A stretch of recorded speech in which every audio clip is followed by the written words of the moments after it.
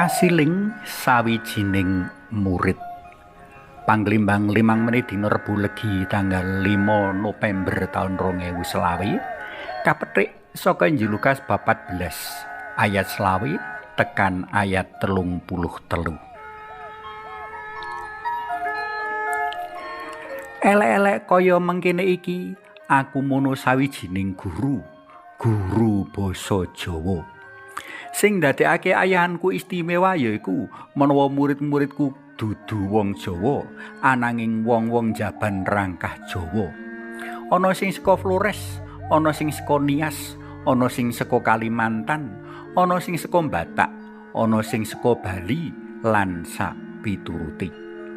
Ing sawijining evaluasi akhir taun, sawetara murid kang rumangsa ora maju-maju anggone sinau basa Jawa ngandhakake menawa bocah-bocah mau ora bisa munjer ing pasinaon.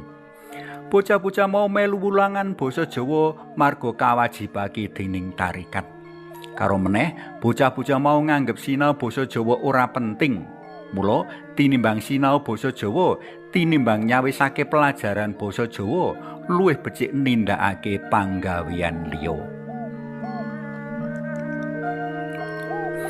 Pengalamanku ing Cecala sajak bisa kapigunakake kanggo pancat dan glelimbang waosan dina iki. Mestine kita kabeh rak kepengin dadi murid dalem Gusti kang becik, buntas ing ilmu lan gawe renang penggalih dalem jengguru to. Wasing sabda dina iki ngandhakake menawa Gusti Yesus ngersakake sapa wae kepengin dadi murid dalem ora bisa setengah-setengah, kudu total, kepara kudu wani berkorban. Gusti Yesus piyambak wektu iku lagi jroning andon laku tumuju kutha Yerusalem, tumuju papan anggone panjenengane bakal nandhang sangsara. Kahanan kaya mengkono mau kang kadadekake dasar pemuridan dalem. Rikala murid ora bisa nyawiji lan sak panemu karo sang guru, kepara sak perjuangan karo sang guru, dheweke ora bisa dadi murid kang becik.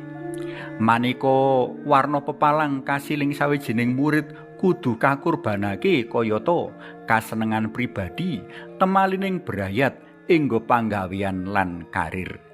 Iki ginambar ing pratelan menawa sapa kang kepengin dadi murid dalem Gusti ora negakake bapa biyunge, negakake bojone lan anak, sedulure lanang lan wadon, kepara uripe dhewe, dheweke ora bisa dadi murid dalem.